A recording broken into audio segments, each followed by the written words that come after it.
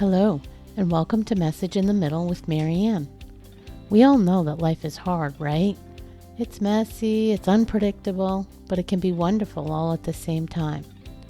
My hope is that we can take a deep dive into self-development topics and explore life's lessons through book clubs, conversations, and interviews. And together, we can uncover the lessons that others have already learned to help us navigate this crazy, wonderful ride called life.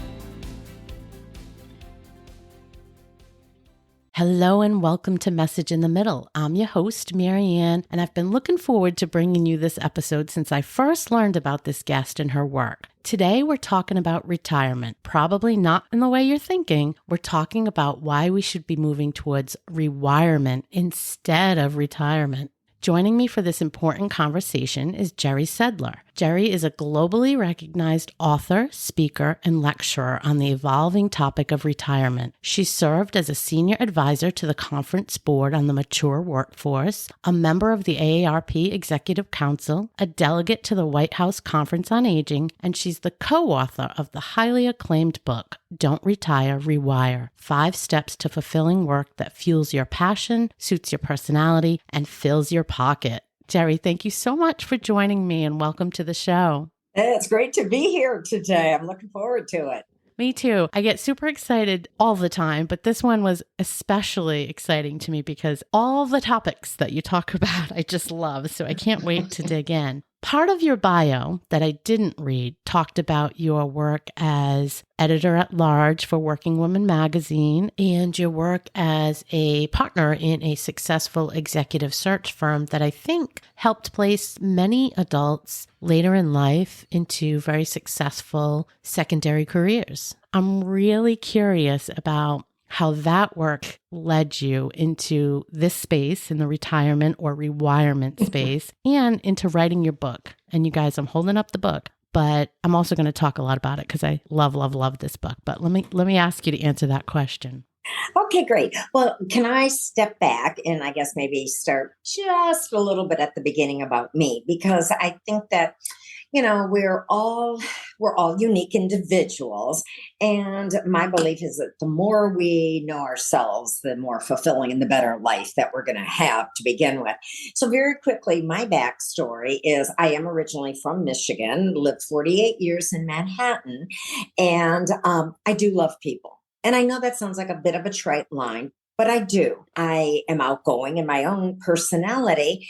And at the same time, I've always been intrigued by what makes people tick. Even when I was a little kid, it would be, why did someone do that or not do it? So that's always been a part of it. So as I was thinking about college and life, I thought I would go into psychiatry. But I always had this fascinating interest in geriatrics because to me, aging is just, it's a chronological. It's just something, it isn't like, hey, I'm getting to age and you get to stay young. Well, it doesn't work like that. Yeah. So I've always thought this is an intriguing life stage. And my very first volunteer job was at what we, I guess, would call an old folks home or nursing home. And I just thought these people were fabulous in their stories, but it was my dad. And sometimes parents really do know their kids well. And he said to me, "You're soft, Jeri. You're a softie. You would care too much about your patients and about people." And he did die at a young age. And I kind of chagrin now and say, oh, I wish I could have probed him a little bit more. So my first message is that if somebody says something to you, if it's important to you, try to drill down a little bit to find out the why, because it's other people that we value. Not everyone. Yeah. It's people that we value. If they say something to us and we go, that's interesting. I wonder what they see in me that maybe I don't. Take the time to investigate it. So that's a little bit of the tee up in that. So I always say now, yes, I did go into business, had some minor in drama. So I guess what I say is a lot of what I'm doing now and have done in my career is kind of a triumvirate, that the communications and people and training and investigation of oneself, it all ties together. So in that journey of career and everything like that, women have I'm the oldest of four, two sisters and a brother. And I don't want to say I cared more about women than men because I that's not it. But I was intrigued and yes, very fortunate to join Working Woman magazine. This was like in the 1984, 85 time period. And sadly, it's a magazine that doesn't exist today. Working Mother, which we owned, is still, out there. But to me, Working Woman was that way of really discovering with women what made them tick or not. I also had the chance, we were a magazine that I call very healthy, empowering, of women. Talked a lot about balance at that time too, with, the childcare and women breaking the glass ceiling. But I also realized, Marianne, at that time too, there were a lot of other magazines out there that they didn't take the positive stance that we did. And they were sadly magazines, some still exist, that on their covers, they would say, you're never thin enough. You're never pretty enough. You're never good enough in bed. You don't make enough money. More of this shooting down at us as opposed to really the empowering. So that was one of the reasons I loved what I did at Working Woman. But that's when I saw some of I'm going to just bring it up now, the stereotypes or the myths or whatever, that women always just seem to put their needs on the bottom of the roster. And I don't think that our mothers did it purposely. I don't think it occurred like that. I just think there are some things that in our society were doing that. So that was one of the things I thought, I want to break this. I was fortunate enough to be the first female assistant buyer in the furniture department at a store which is now a part of Federated and like Macy's. It was Abraham and Strauss. And I wanted to be the assistant buyer in furniture. And people said, we've never had a woman there, never will. Because furniture, I guess, was looked at more as male. So I realized I had broken a glass ceiling because you've got to be in not the glass door. Those were the women older than me, but you got to be in the room before you can break the ceiling. But I still hear some of that today. And, we see it, on the bigger screen and everything like that as well. Sad, but unfortunately still true. That really struck me. But this was a job, and that I would wish everyone would have this at some point in their career. I would have paid them to do that job. Because it also took me to Washington, where you were involved on some of the initiatives in that with the Small Business Administration. It was really the birth and development of female entrepreneurs. And I think being a baby boomer, there was the hope for what was coming in the next generations. We wanted to definitely make it better for them, realize what you can do. So it was all just a wonderful, I guess I'm going to say professional, influential, in the old sense of the term, not influencer. And then when I really went into executive search, now that was with my husband, Rick Miners, who's also the co-author of the book.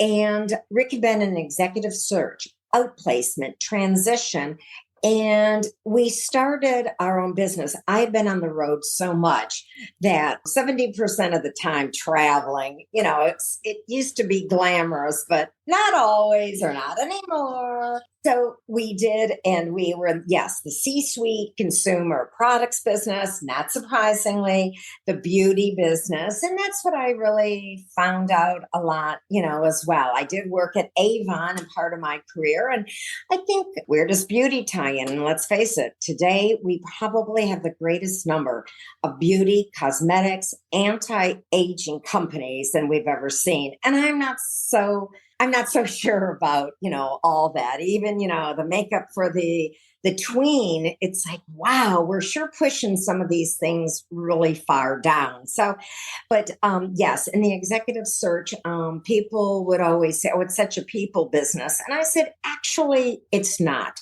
Somebody is looking for a candidate for something. You've got the job, resume, hopefully that will fill it. But it did make me understand that a lot of times people did not always know what they want. They would just say, sure, I'll interview for this job, but they really couldn't articulate why they wanted to move on. And so again, as I started out at the beginning, I've always been interested in people.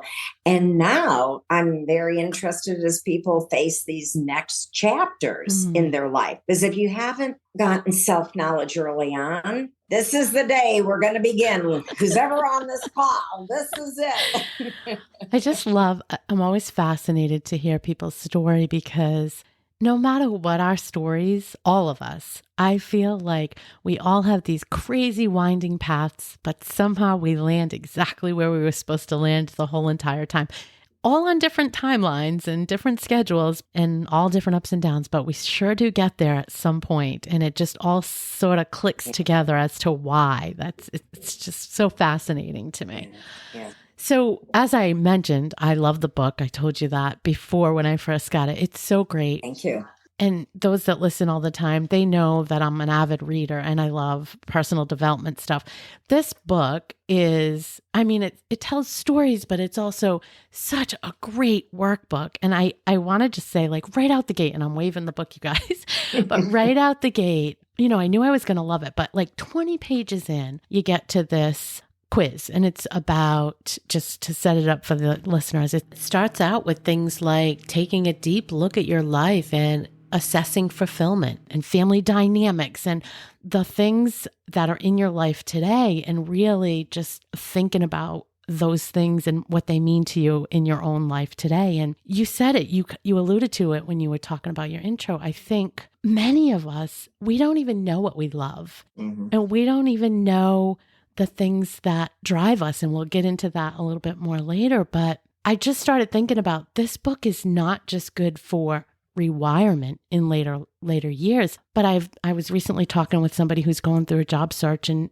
transitioning and wasn't quite sure what you just said. I'm not really sure what I want to do. I know I don't want to do the same thing. This book does that. This book can make you think about all those things. Has that been the feedback that you've gotten as well? Very much so. And as I said, Rick and I, my co-author husband and that, we do have different strengths. So the way we came together, Rick knew how important it would be because he had dealt for years with senior executives in transition. So he was the one who really said, too, we've got the creativity, we've got the action, Jeri, and that's where I come in. But he really needed to recognize that people need like a process to help get started. And so his influence was really great, in this, coming through that side of the brain. The thing that made us both stop and say, wow, it was I believe it was the University of Pennsylvania many years ago now, we had gotten a call from somebody because they had it in their bookstore. And we thought, what? And it was a grandparent who had read the book. And I guess it said, if my grandchildren had a better sense of what really motivates them, what turns them on, they actually might make different career decisions. So we thought, whoa, from seniors in college to seniors in life. We said, yeah, it's not all that different, but you have to take the time. You have to want to discover. Yes. Well, I talk about this a lot because I feel like, especially my target demographic is women in middle age. And I feel like most of us get to this spot of, the how did I get here and what am I doing and what did I really want to do? This self-reflection, this big moment of self-reflection and trying to figure out, and maybe it's because the kids are gone or they're off to college or you're changing career or your marriage shifted, whatever. But you suddenly have time to look a little bit more inside. And I think that what I keep seeing is people aren't sure how to do that. We forget. We just lost touch with ourselves for so long, back to your point about putting everybody else and everything else first, right? That it gets lost. And I think this book really helps you start to identify and get in touch with that stuff. So kudos to you guys and kudos to him for sort of laying that out. So let's get into it a little bit. Let's talk about the drivers section, but also how you tie them to the action. So again, for folks that haven't read it, and I know we're going to put a link and everybody should go out there and get the book, but there's this whole section on identifying what your drivers are. And first you take a quick pass at it, but then a little bit later in the next chapter, there's a deep dive. And there's very easy to understand questions to help you get in your head and identify. In fact, I'm going to just read a couple. They're all great, but just as an example to people. So like under accomplishments, one of the questions, do you feel a sense of completion when you finish a work-related task or project? So you're supposed to look at that and decide, so are you driven by accomplishments? And there's other questions, but that's one. Under action, do you enjoy being constantly on the go, living with tight deadlines? And it goes on and on and on in a bunch of different categories, right? So great questions. Many of them resonated with me. But then you tie it to actions by having folks look at their calendars, look at their activities during, I'll call it work with quotes, you guys, I'm using air quotes, and on the weekend. So basically personal and or whatever you call your work life. And then look at each and every entry in your calendar, even if it's running for groceries, and trying to tie that back to the list of drivers that you thought were your drivers. So you sort of can find this sweet spot of looking at, oh, these things really are good for me. These things really are tied to my drivers. But I think what we found was that there were some people that also were like, well, if I don't have my job, I'm kind of SOL because I'm going to lose all my drivers. I mean, is that the epiphanies on both sides, I imagine, are what you hear about? Yeah. Okay. I mean, that was a big mouthful. So let's go through this. It's the meat of the book, right? There's no question. And it's the meat of our lives too. Yeah. So it's up. So I just want to pick up something when you said earlier too about, yes, self-reflection. We're never too old. We're never too young. But I also want to say too, that when we get into this, don't beat up ourselves. That is one of the first things. Well, who am I now? What do I want? And think of how you're phrasing it. Are you putting it into like, well, where is my life today? That sounds like dismay. And then, wow, let's take a look at my life today. So that's a part of the rewiring mindset, the retiring attitude. How do we talk to ourselves? Because the truth is, we talk about toxic people interfering in our lives sometimes as we begin these self-reflections. Make sure we're not being toxic to ourselves. And how do we talk to ourselves and how much do we beat up? And those were some of those stereotypes that I said I discovered with women. So let me just do very quickly a kind of a nutshell background on how the drivers even got birthed and really became a critical foundational piece of this book. In that executive search world that I was in, and it was a gentleman, and he was retiring. He was 59, and a lot of people just look at it as their age or their net worth. And, those are two societal qualifiers. But this gentleman was honest, and he called me one day and he said, I can't wait to retire, but I wondered, are you going to have any part-time senior executive jobs? It was, as I said, at 59. And I said, I haven't seen any yet. Why? What are you talking about? And he said, well, I've been focusing so much on what I'm giving up, the budget, the concerns, the demands, just the customers, all of the negative. And we all do that. And he said, I woke up, came into the office the other day, and I looked around, and he said, wow, this is the place where I get my attaboys. Or for all of us, our attagirls or our attaperson, whatever it is. And it struck him that he'd been focusing so much on that negative column, he hadn't looked to the other side.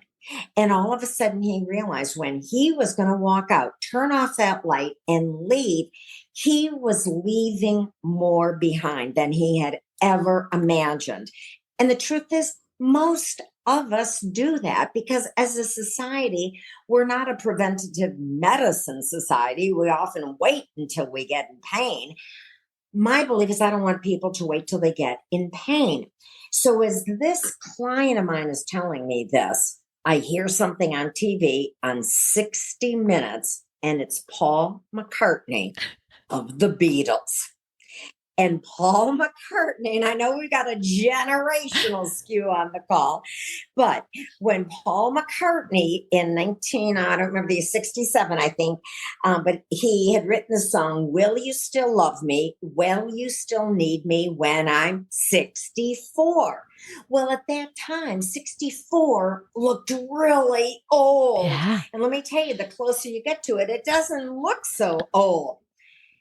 the interesting thing, Marianne, is that when the interviewer said to him, "Hey, Paul, what are you going to be doing when you're 64?" He said, "I'll be on tour when I'm 64." Love that. And when the interviewer said why, Paul McCartney said, "I need the sound of applause." And that's what stopped me. My client had said, "I'm going to miss the attaboys." Yeah. Paul McCartney said, "I'm going to miss the sound of applause."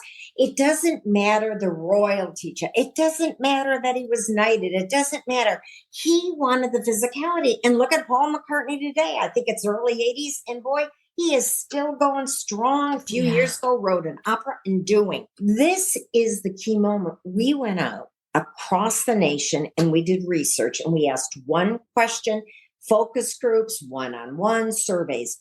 Why do you or did you work beyond the money? And we got back 85 reasons. Some of them they duplicate slightly. That's what you're referring to. We called them drivers. And that first one, to have accomplishments. Then people said, "I want to be part of the action." Other people said, "I want to be creative. I want to be competitive. I want to make a difference." Yeah. And then some people said, "Oh, I want to be a leader.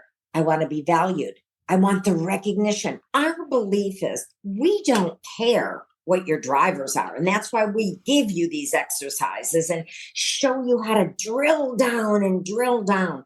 But we do care that as you think about you're 45, thinking about your next act, you're 65, thinking about your next act, or you're 80, that you know what your top drivers are, because they really become your honing device.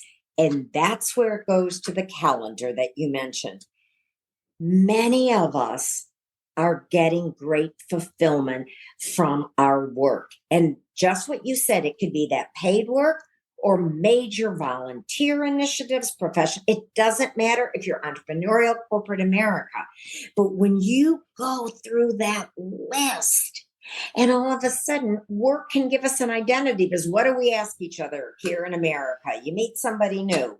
Where do you give work? your What do you name. do? Yeah. What do you do? Yeah. There it is. Yeah. You nailed it. And that's a big part of it. So when people look at their calendars, some people will look and say, "Wow, I could never leave this job. I love everything." Other people will look and say, "Why the heck have I stayed here this long? Other than a paycheck, it's giving me nothing." Yeah. And it also can tie in to your interests, because then what you'll see on weekends, how are you spending that? I can call it downtime, free time. I know everything has changed now, but when you have some time, do you have an interest? Do you have a hobby? Do you have at least an idea you'd like to pursue? Our calendars are our lives, like it or not. Yeah. That goes to show, where are we giving our time, effort, energy, and money? And that's all a big part of that rewiring umbrella, because rewire just means taking the energy you gave to traditional work or a board you're on, or as you said, an empty nester, to your children, and now they've gone off. Or where I see it now is with elder care, people taking care of parents. Yeah. Could be a long time or a short, or a spouse. And then when they pass, all of a sudden, yes, there's a different sense. And some people will say, "Oh, my calendar's empty," or this is good. Others will look at their calendar and freak and say, "This is bad." I'd like for us to be in the middle, to say, take a breath, reflect, which you said earlier, and don't be wanting to fill it so quickly.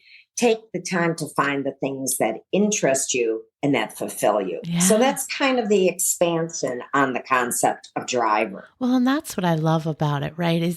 And to your point, you could do this work at any time. And I actually agree with that grandpa who was thinking if his grandkids had it early on, because I do think it really can help you get in touch with, and maybe it's something you do over and over, because we change, right? Throughout Oh, yeah. different phases of our lives. But I think really tapping in and growing that self-awareness, refining that self-awareness is so key. And you hit on one of the questions I was going to ask you around separating your identity from the work you do. I will tell you that was one of my struggles, and I hear it and it comes up over and over. And I think it's, to your point, it's a society that we all grew up in. And if anybody has gone out of the household, probably even people that stay in the household, they probably, their identity is that stay-at-home mom or that, right? Whatever it is, I think it's tricky to really transition from that identity you had forever to a new one. And where have you seen success around that? Like, any tips there? Well, first, I think that we need to go back. And I know that boomers are probably the ones that really created that term, the workaholic and going up the ladder. Things have certainly changed today. First, COVID, I think, impacted the workplace and then the future of work, as certainly did technology. But I really say to people, even doing live audiences and, show of hands, how many of you are your business card? Or, your job title. And, you'll see some hands go up right away, and then you'll see some go up slowly. And then, people will say, well, I used to be. That's a big part of this, because you have to be more than, like I said, the business title, the job. But because our society wants to know, well, what do you do? And goes back to questioning some of our definitions of success and what are, the collective definition as well as our individual. But yes, I have seen some people say that this is what I did for a living. This was my 30-year career. I absolutely loved it. And now I want to go off, and they had some interest or they were willing to try new things. Women, I must admit, are far more willing to be beginners, to be vulnerable. Men are not. So at this stage of life, I'm kind of worrying a little bit more about the spouses and the dads and everything, because I think they're having a harder. I have seen some cool things occurring, and I'm going to say this, where we see generational entrepreneurial businesses coming together, bringing in maybe either younger family members or just younger partners. And then I think everybody gets to learn, from each other. Yeah, love that. Then I've seen the other people who are just so upset about they don't have the identity anymore. They used to be. Now they're all starting to hang out with each other and talk about, and this is happening a little bit with women too, who have been so successful, who have had the big careers, and they talk about the last big deal. Well, that can sustain you for only so long. And I'm going to say something I'm not thrilled about, and I can't say for sure where it's coming from. Definitely the amount of drinking in America is on the increase across the board too. And, I don't know what's prompting. I mean, say some entrepreneurial businesses, are pretty amazing with the craft cocktails now and the new breweries and everything. So that's interesting. But I don't want happy hour to become the larger part of one's life. Yeah. Continuous learning, I must say that we're seeing people continue with continuous learning, or they're becoming the experts. So they're talking to their peers. But the people who are listening today are still, I think, at an age that they can begin to think about what are some of the interests. What do I I'd like to do this when I'm older. A friend, during COVID still had a job, but she said, I can't leave here. So she took on and got her master's. And I thought, now that's really interesting. Yeah. It's across the board. The word I'm going to use right now is don't lose your curiosity.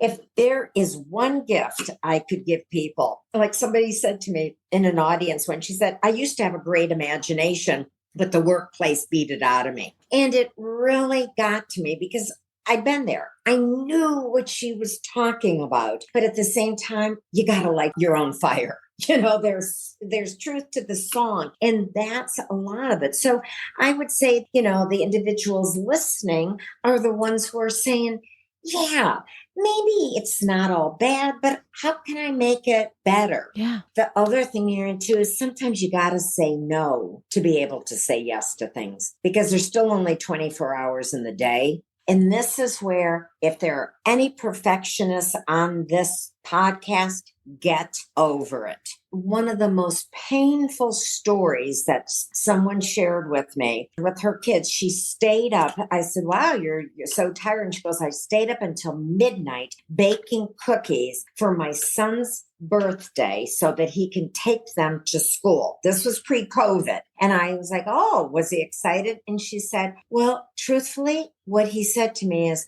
next year, Mommy, can we just go to the grocery store together and buy them so that he could have been part of it? So in kind of coaching, I said to her, who are those cookies really for? You, him, his classmates, the other moms? See, so this fits into you're rewiring your headset before you can really get out and rewire some of the physical things. But you have to talk turkey. You know, I love archaeology, and you got to be able to dig within yourself. You know, do a self-excavation is really what you and I are talking about here. Yes. And to your point with curiosity, so there's not guilt or there shouldn't be judgment. So what I was going to ask you is, you had said to lead with curiosity, and I agree with that. And one of the exercises that you had in the book that I want to ask you about is the whole dream catcher section. So for folks, again, that haven't read the book, but it's about really tapping into and understanding what our dreams are, what we might want to do in the future, what we maybe don't even realize we want to do.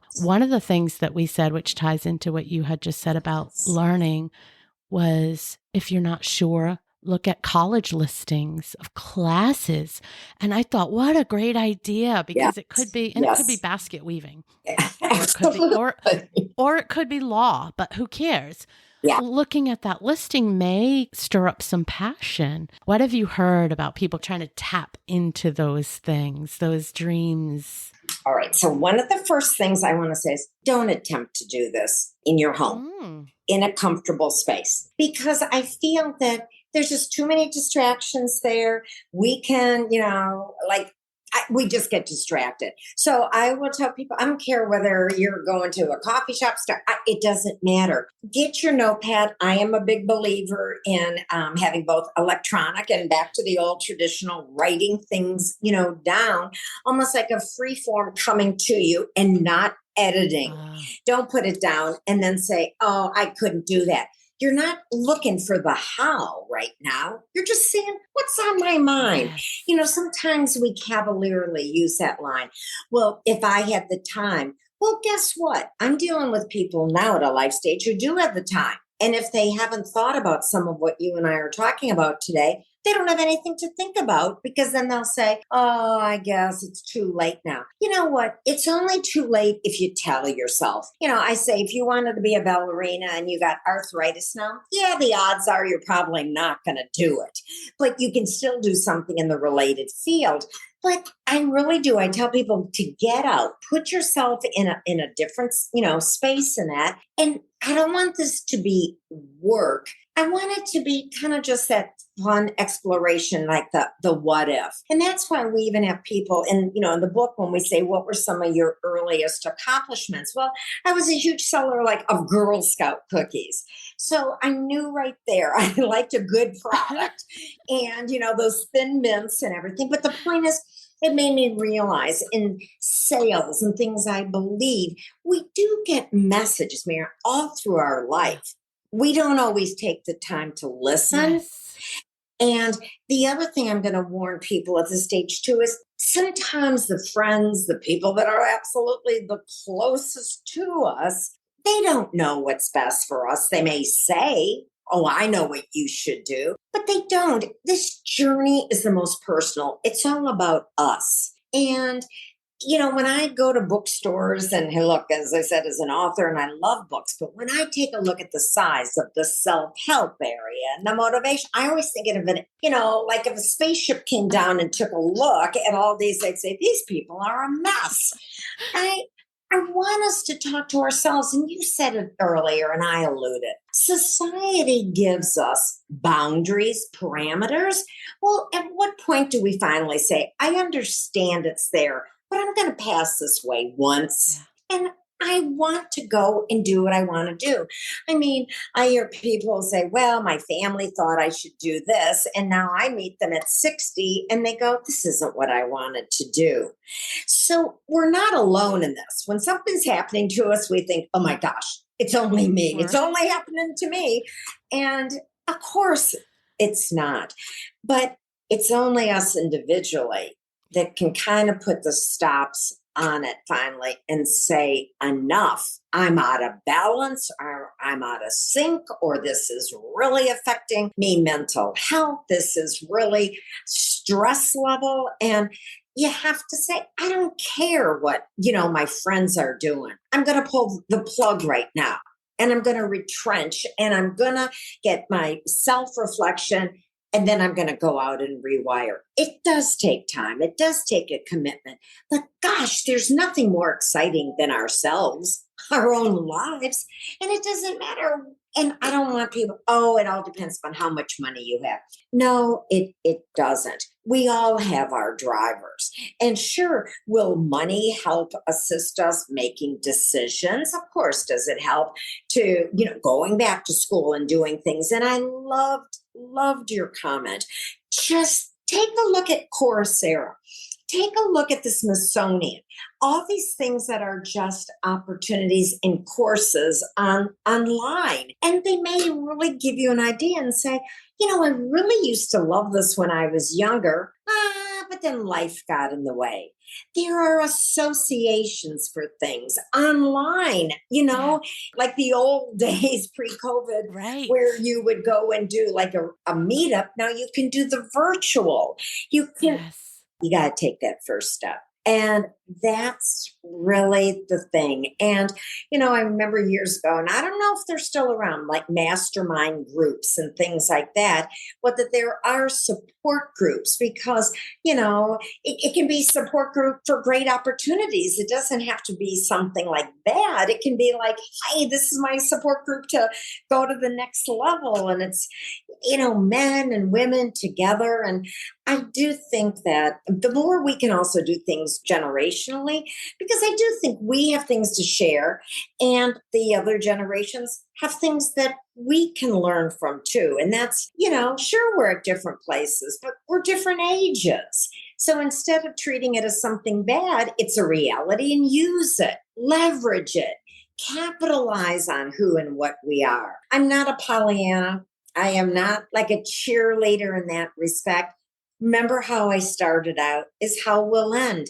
I care about people. I care about people having the best that they want, not living their life on somebody else's agenda, but saying, this is what I want to do. And if somebody says why, explain it. And then if somebody says, I wouldn't do that, go, terrific. I'm not asking you to. What great advice. What great advice. Bottom line is take charge of your own life and really, really give yourself the opportunity to just slide into something completely different that lights you up as you move forward. I love it. Yeah. And dare to discard, Mary. If it doesn't work, don't keep going back. You have to know, you got to give it a fair shot. Yeah. But at the same time, if it's just not working, see if there's a detour, see if there's another angle, see if there's a way to get at it. Use your critical thinking. Play the games with yourself, the what if here. And I think those are the positive stories that we need to share with each other, or to say, I tried it, I failed. But you know what, Marianne, if I were going to do it again, this is what I would tell you to do. That right there is one of the fundamental reasons I started this podcast, because I think that we all have stories and lessons learned along the way, messages that we've gotten in our lifetime that now, as we sit in the middle of our lifetime, if we share them, we might be able to give somebody else a fast pass or put them on the track to where they want to go faster and easier, or inspire them to try something they've always wanted to try. It's like to give to each other. Yeah, like, that's what I think. I always say we're all in this together. And the more that we can share with each other, which is what you're doing, coming up with this great podcast, to me, it's what it's all about. Thank you so much for taking the time to talk with me today. We'll put all your information in the links and, of course, a link to the book. Folks, you really want to get the book, but really, thank you so much for taking the time. I've loved it. Thank you for having me. And, onward and upward for all of us. Take care. Oh, it's been my pleasure. Take care. Bye-bye. Thank you for listening to this episode of Message in the Middle with Marianne. If you enjoyed the podcast, please take a minute to share it and write a review, as it helps bring new listeners to our audience.